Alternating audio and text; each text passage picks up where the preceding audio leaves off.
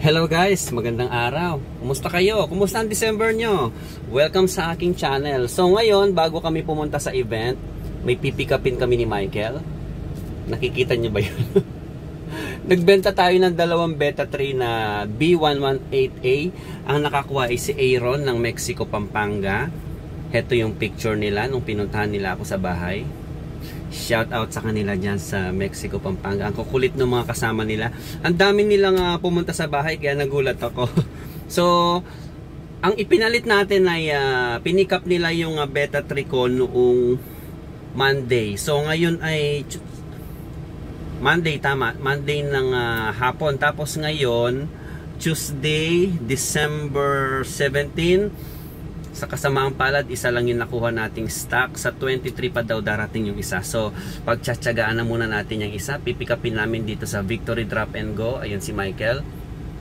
Bababa ako at i-check ko yung pagpupwestohan niya dito sa likod. Ayun na siya. Ang bilis talaga ng law of attraction pagka ginamit ko yung law of attraction. Talagang nakikita nyo naman, nakukuha ko kung ano yung mga ina-attract natin. Meron na palang branch dito ang wala pa silang signage. Ano lang, one day lang, wala pang 24 hours nakuha na namin. So, ayan siya. Sige, itabi mo muna yung pagkakargahan natin bago natin buhatin. So, dala ko pa rin yung isa naming Beta 3 ngayon. Nasa dulo siya para naku, umuulan pa naman. Rooftop outdoor tayo. Yung iPad, natapak mo yung iPad.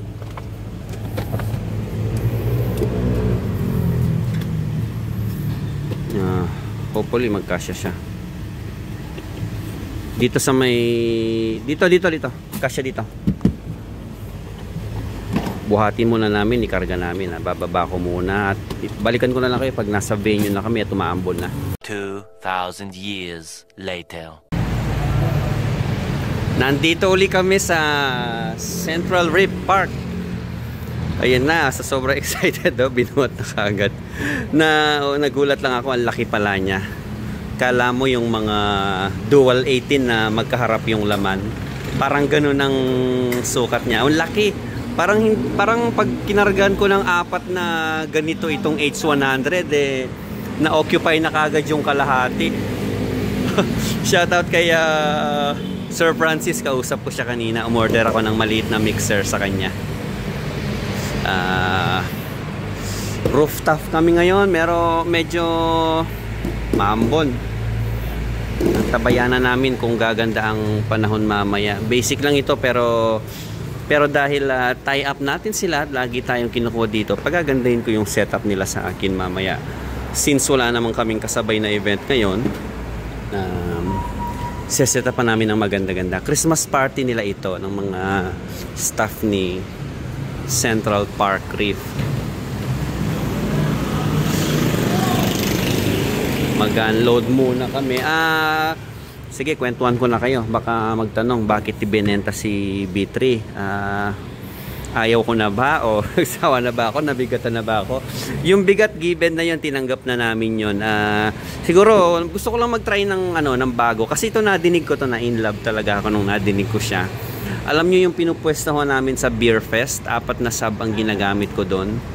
Pero ang ginamit lang nito ni Chris ni Lights and Sounds ng Pampanga is 2 piraso lang, 1 per side. Napakalakas, punong-puno yung venue, kaya na-inlove ako sa kanya. At ito rin ay nakikita kong ginagamit ng isa naming kasamahan dito sa Iba Zambales na si Eha Lights and Sounds.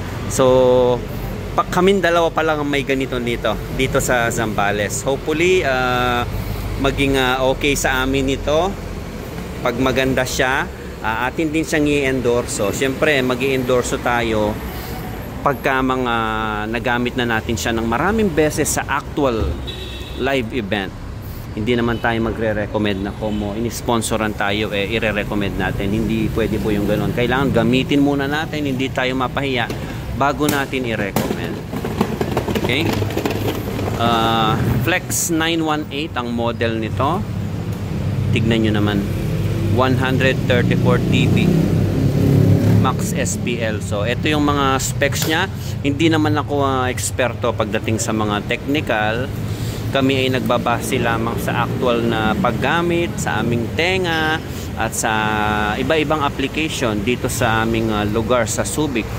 So ayan yung kanyang mga specification na nakalagay sa box.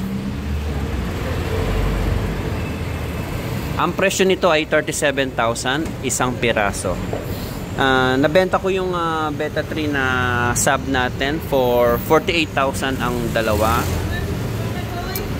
Pinikap nila sa 46,000 dalawa. Pinikap nila sa bahay. So yun, gaya na sabi ko kanina, taga Pampanga yung nakakuha. Kababayan ni Chris ni Lights and Sounds. Sa pinakamalaking mobile ng Pampanga. So akyat muna ako sa taas, aabutan ko ng konting regalo si Sir Jake, kung sino yung nagbubok sa akin dito. Tapos yung may isa pang hotel na malapit dito, si Subic Pearl, na lagi ring nagbubok sa akin. Bibigyan ko rin sila ng konting something for this Christmas. Excited sila. Kayo na mag-unbox, sige. Baba nyo muna bago nyo buksan. Kasi mahirap iakyat sa rooftop dahil wala siyang hawakan. Excited silang... Pero alam mo yung bigat, parang hindi nalalayo sa B3. Parang hindi nalalayo sa B3 ang bigat. Pero ang mukha niyan kasi dito. Dito ang mukha niya. Yung B3, dalawang butas dito, di ba? So, sige. Ay, nagkaganyan yung box niya, no? Damage yung box. Dalawa ito hindi ako bibili nito ng isa lang. Dalawa kasi nag-ata ko ng dalawa. Nagdagdag ako kaya nabili ko to. Yun nga lang, nung itetest na sa dealer yung dalawang unit, yung isa may problema ang module. So last na yun Itong last two na to, pina-reserve ko lang talaga to. Bago pa mabenta yung B3, pina-reserve ko na. Ngayon, nung may pera na ako, ipapadala ko na, tinesting nila, hindi gumana yung isa, kaya sa 23 darating yung isa. Hopefully, kung hindi ma-delay ang, mayroong talagang hukay at umbok yung ibabaw niyan. Alam nyo, dapat ang pagbukas ng mga malalaking karton sa ilalim. Ihiga, teka, kasi parang sa rep, di ba?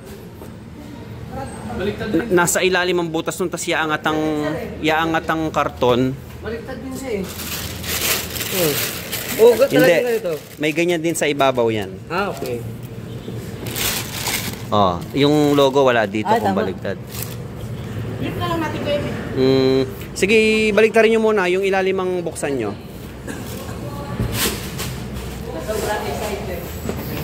Ngayon lang kami nag-unbox ng subwoofer dahil yung 4 na subwoofer ko ay puro slight used yun.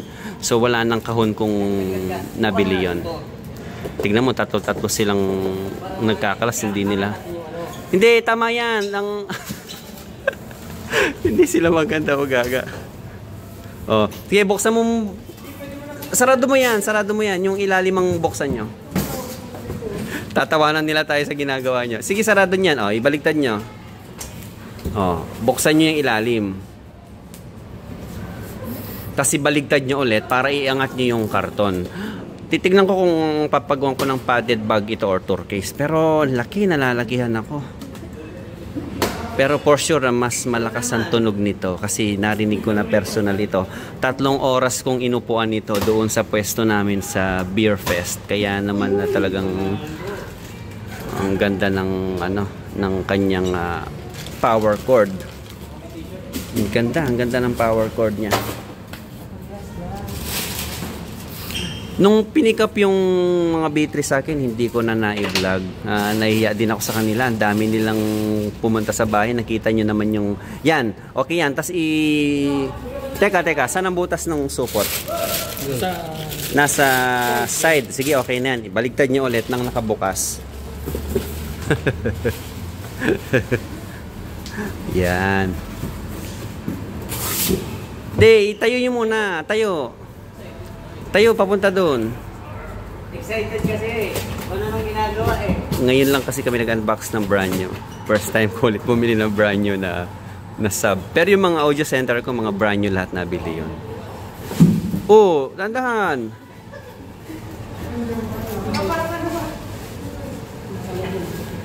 Ang hawakan niyan dalawa sa gilid. Oh, angat. Yan, ganyan ang pagbukas niyan talaga.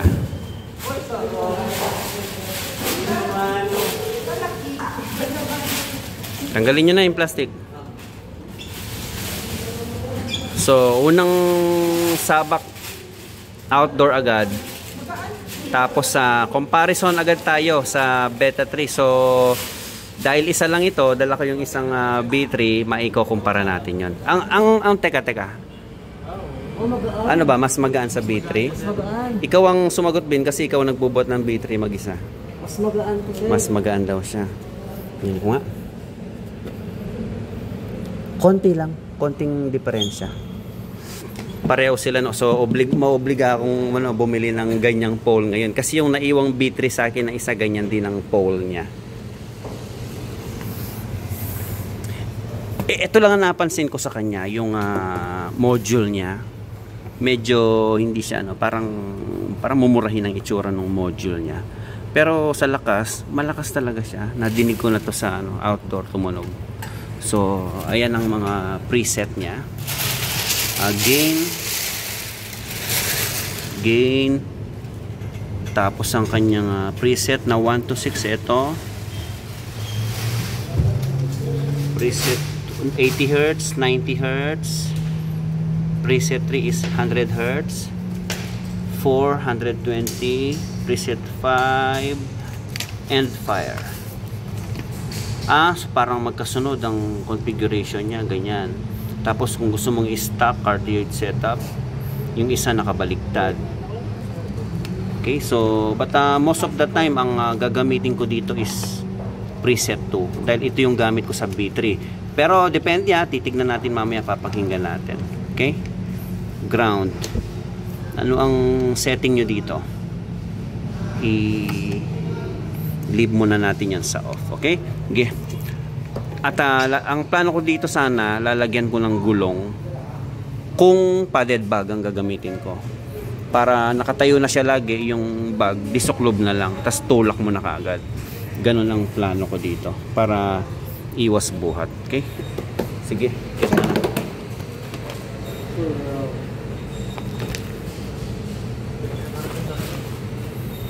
Alalayan nyo, pasan nyo sa akin. Hindi na, huwag mo nang pasanin yan. Medyo makitid yung hagdan. Dalawa na muna ang bumuhat. Tignan nyo muna, dalawa bubuhat. Yan, so pag dalawa kayong bubuhat, magkabilang side, ganyan. Yung box, Michael, yung box ilagay mo na lang dito sa sulok muna. Iwan mo na lang dyan yung box. So heto na nga, habang nagse-set up kami, daming nag-chat, daming nag-comment sa post ko. Kasi pagkakuha ko kanina sa Victory, pinost ko rin sa FB ko, daming nag-message na sa akin. Magkano? Oy, tanggalin mo muna. Copyright ako, sayang. Bigyan nyo nga ako ng link ng mga pang background music nyo na walang copyright. Kaya tinatamad na ako naglalagay ng background sa mga vlog ko kasi nga nakaka-copyright kahit sabihin nilang copyright free, minsan nakaka-copyright pa rin Ben, tanggalin mo na to. Patay muna Michael. Ang ganda ng kulay ngayon ng video natin na medyo makulimlim kasi. Sige, puro ganyan muna.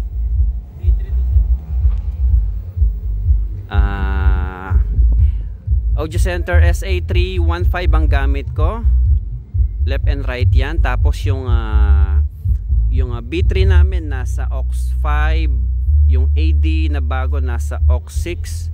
Kaya matitimpla natin kabilaan kung ano ang tunog nila. Tignan ko muna yung frequency na to, sir? Ipareho mo sa 90. Ito ba yung tumutunog, yung plastic? Oo. 90 Hz ay preset 2. Ang gain natin ay mag-comment naman yung mga gumagamit nito. Anong setting nyo? Lagyan muna sa 3 o'clock. Yan.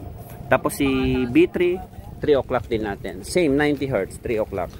Although magkaiba ng tunog to, for sure, dahil magkaiba ang design ng kahon.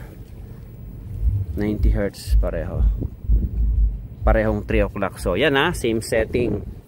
Different box. Same setting sa ating mixer. Mackie DL pa rin ang ating mixer. Meron ba tayo dyan yung mga parang ano na lang, yung walang copyright, yung hindi gaanong kilala na tugtog, kahit yung mga pang probinsya na puro bagsakan lang. Kung gusto nyo hindi kayo kinukulit ng mga guests sa sa event, lagyan nyo ng ganito. Nakalkal ko to dun sa binenta kong ilaw dati. May ilaw akong ganyan, hindi ko na maalala eh. Kasama ito doon, kaya dinikit ko dyan. Kaya yun, kaya wala nang gaanong lumalapit sa amin ulit. Pagka ganito, i-secure nyo yung mga gamit nyo. Kasi mahangin, nasa rooftop kami. Hanggat kayang ibuka yung mga tripod, ipakabukan nyo. Okay, ito. Ano yan? B3 muna.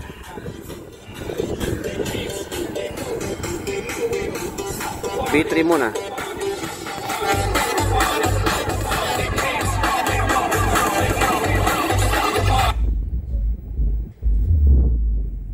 Nangyari? Dito muna.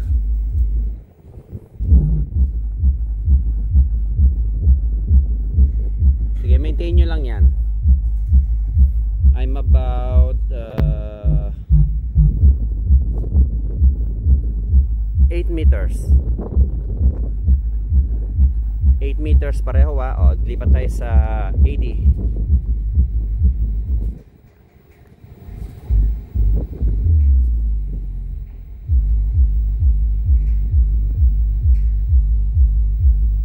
Para mas mahina.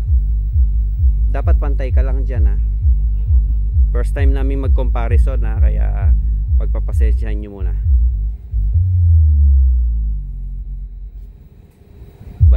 Balik ka sa kabila.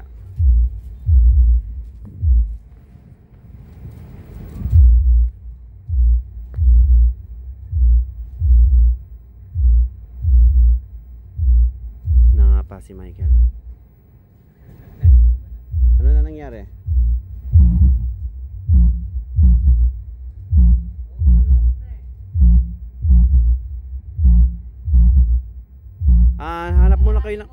Hanap muna kayo ibang tugtog.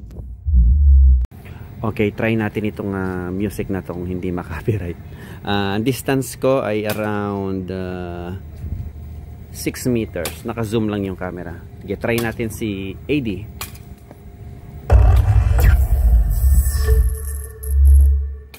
Layo ako konti.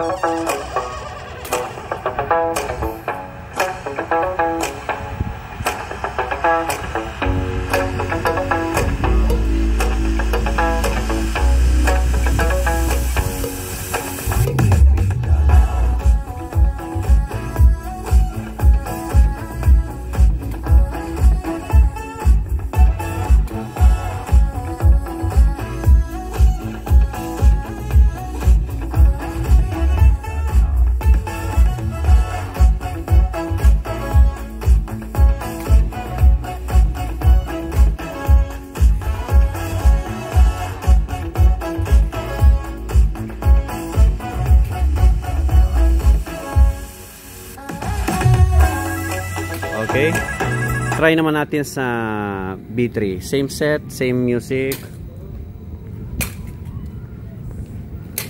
same setting.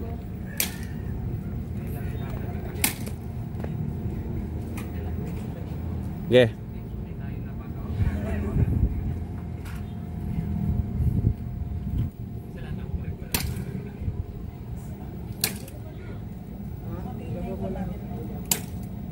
Tagal ni Alvin.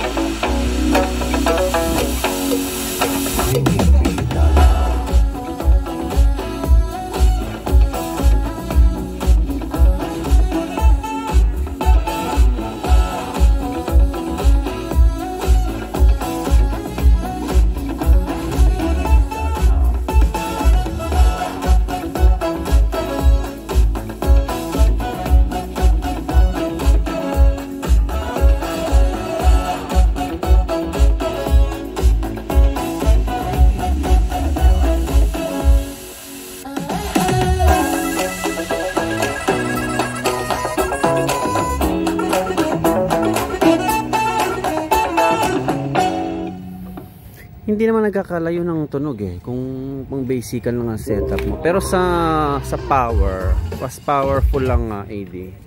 Sa tunog di nagkakalayo kung ganito lang ang distance mo. Pero for sure mas malayo ang baton nito kasi front load siya eh. Ang B3 kasi sa tagal ko nang gamit to, sa 5 years ko nang gamit yan, ang tunog niyan paikot. So all throughout the venue, kahit sa likod dinig yung tunog, halos pantay lang ang tunog niyan kahit saan mo ikutan. Whereas ito, tingin ko ang tunog nito mas malayo ang bato niya kasi front load ito. Subukan kong kuhanan sa likod. Play mo ulit yung music sa AD.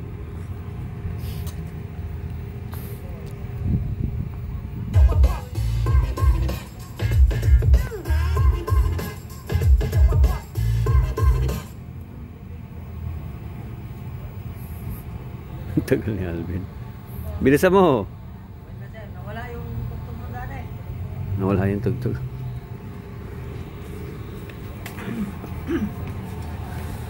So ito pa rin yung setup namin.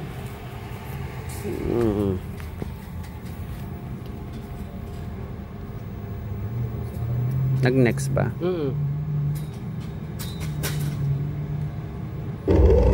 Oh, ayan. AD tayo. AD. Sige, okay lang. Ituloy-tuloy mo na. Pakinggan ko sa dulo.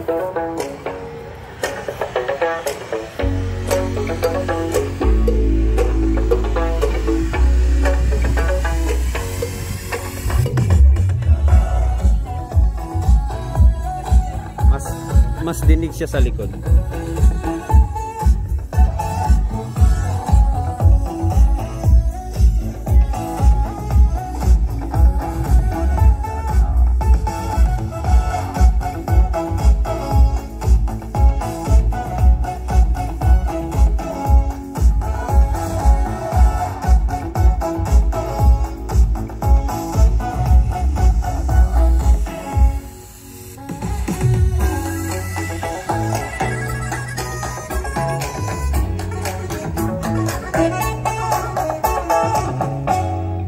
Yeah, B3. Tayo naman natin si B3. Malayo ang reach ni AD.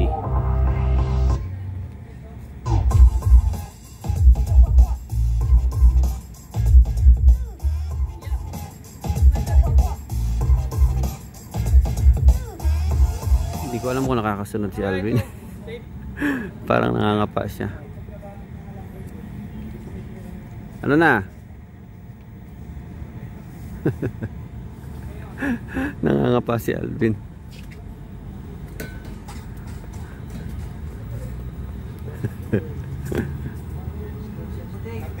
Loading na. Doon kasi si Michael, nais yung ilaw.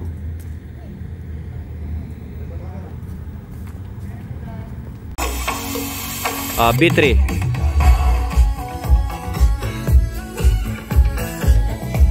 Mas dinig sa malayo si AD.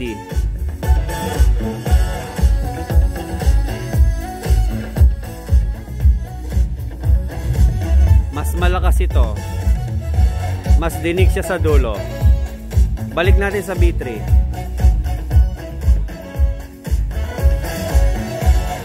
Same setting ako Ako rinig ko yung lakas nila dito.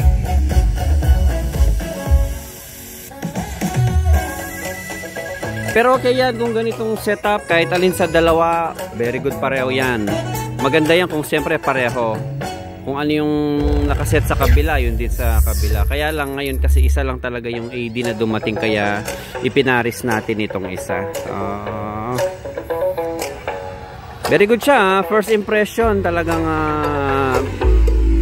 pogi siya sa paningin.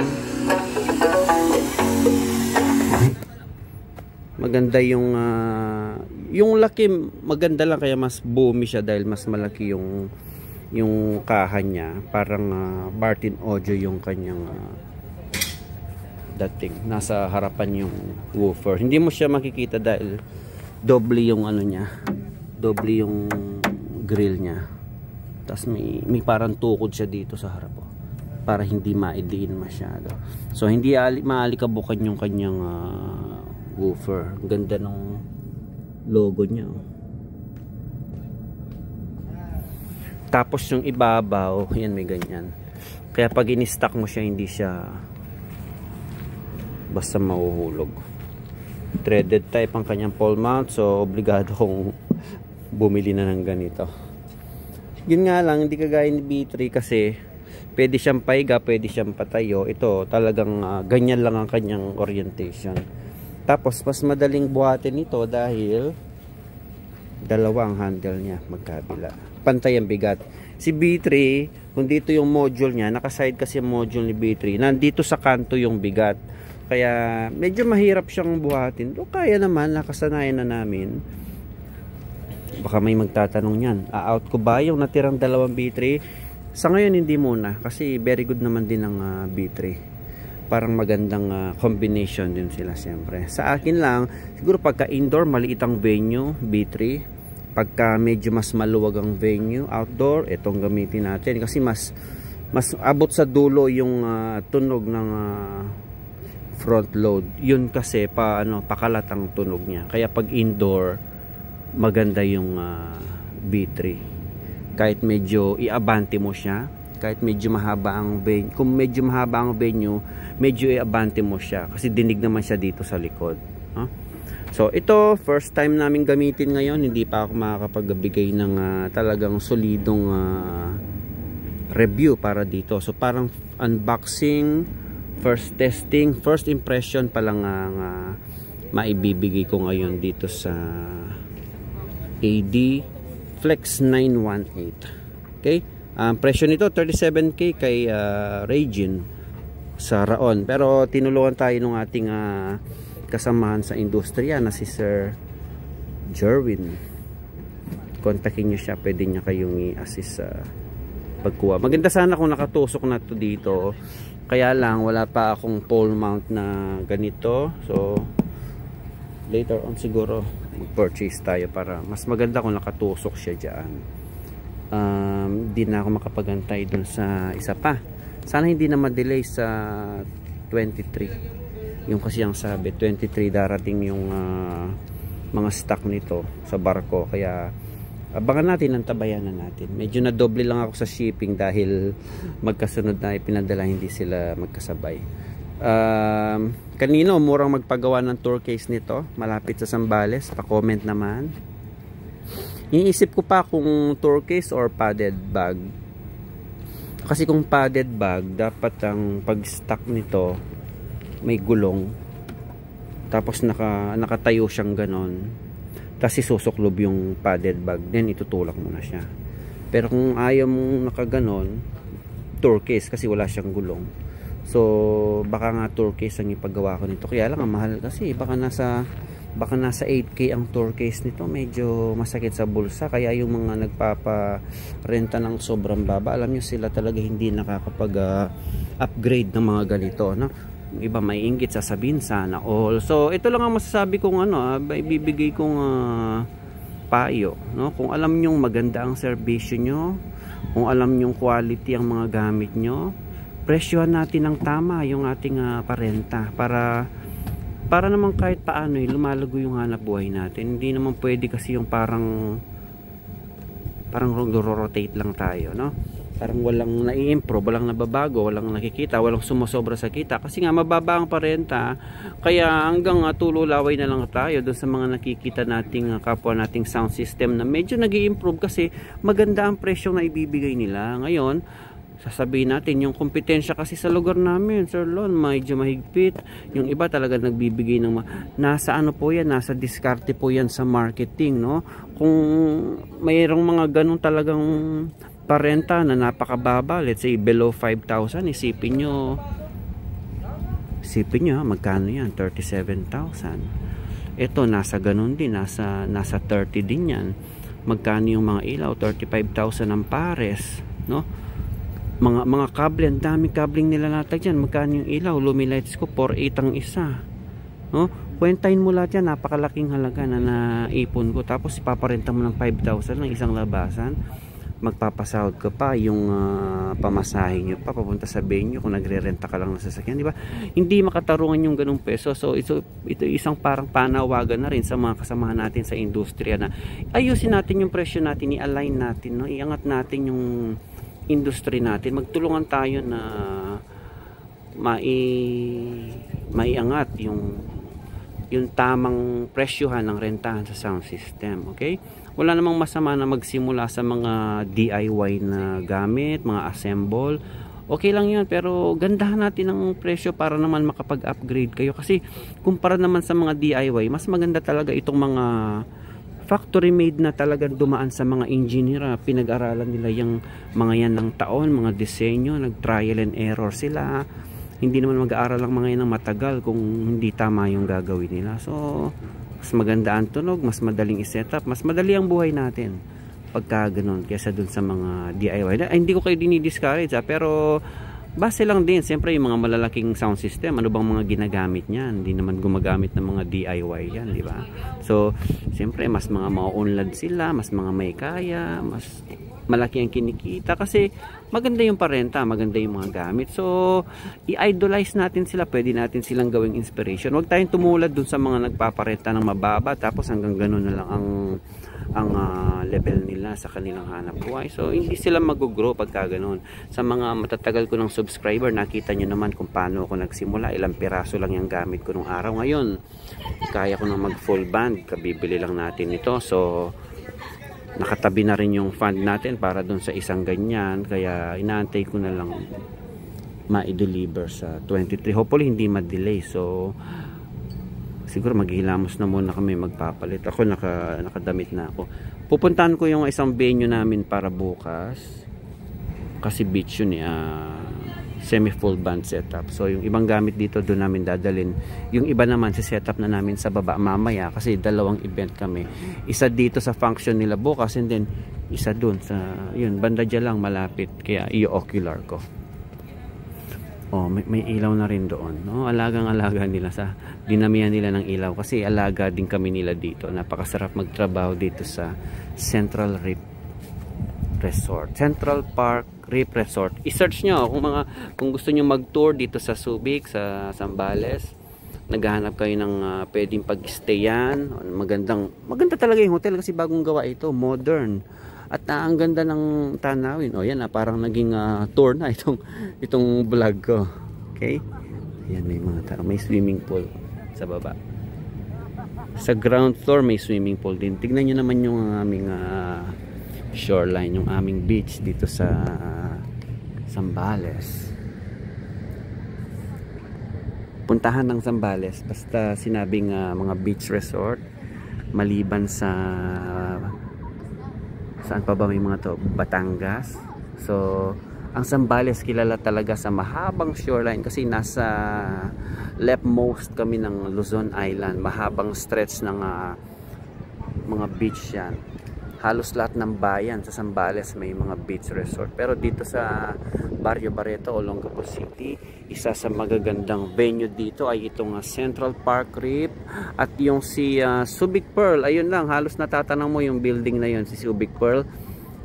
Alaga din nila ako doon. So pagka may mga event sila, automatic sa akin nakabook yan unless kung direct sa client. Kagaya dito, basta nakabook ng package kay venue, ako ang kinukuha nila. Kaya itong Christmas party nila, sabi ko kahit basic lang ang charge ko dito, punuin nyo ng ilaw, gandahan natin ang set. Ganun lang yan, give and take, para masaya lahat. Okay? Ongoing na yung program namin. Umulan kanina pero tumigil din. Maganda na yung naka-ready talaga yung mga pambalot. Yan ang tatandaan nyo.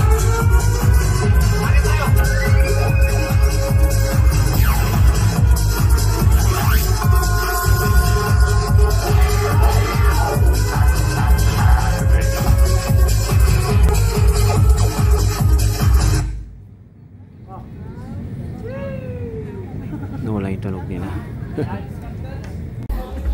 Tapos na kami, ligpitan na. Naambunan kagad unang gamit, pero safe yan kasi may lona ako. So kahit siya may tinatakip kaming lona kanina, yung mga beam basta umaambon sinusupot namin. tas binababa namin sa tripod dahil pag hinangin yan matutumba, kagaya nung isang set namin ng frontal doon sa likod, natumba siya hinangin. Buti na lang ang tumba niya medyo mabagal kasi may lona siya, so may sumapol sa hangin, tsaka patalikod ang tumba niya, so hindi naman damage. Bukas bibilhan ko ng cover yung mga pang frontal ko, papakita ko sa inyo. Matagal ko nang gustong bumili nun, yung makapal na plastic cover yung ginagamit sa mga trapal, so yun ang magandang ipambalot sa ganyan kasi matigas yun, hindi siya naglulukot pagka inilagay mo, so parang nakayo siyang ganyan pagka sinuklob mo doon sa apat na ilaw. Okay, so ililigpit muna namin ito, ibababa lang namin sa susunod na palapag nitong building dahil bukas gagamitin din sa wedding. So hanggang dito na lang itong aking vlog. Sana nagustuhan nyo at may natutunan kayo, at tatanggalin ko na yung cover nya. So yan, abangan nyo pa yung mga susunod na event na gagamitin ko itong ating AD-Flex 918A, no? So sa ngayon, masasabi ko ay very good siya. Mas malakas siya sa B3 at mas medyo malayo yung reach niya dahil front load dito yung B3 kasi paikot ang tunog nun eh. Pero hindi ko pa bibitawan si B3. Kanina pinag-compare ko, talagang lalaban pa rin si B3. Mas malakas lang sa power ito dahil mas mataas ang wattage niya. So sa ngayon pareho ko silang gusto. Hindi tayo pwedeng compare kasi dahil wala namang perfectong gamit talaga. So kanya-kanyang preference lang yan. Okay? So hanggang dito na lang. Maraming salamat sa lagi niyong pagsuporta sa amin, sa lagi niyong pagpanonood at pag-comment sa mga post ko sa Facebook. Maraming salamat sa inyo. Merry Christmas in advance and Happy New Year. Bye bye.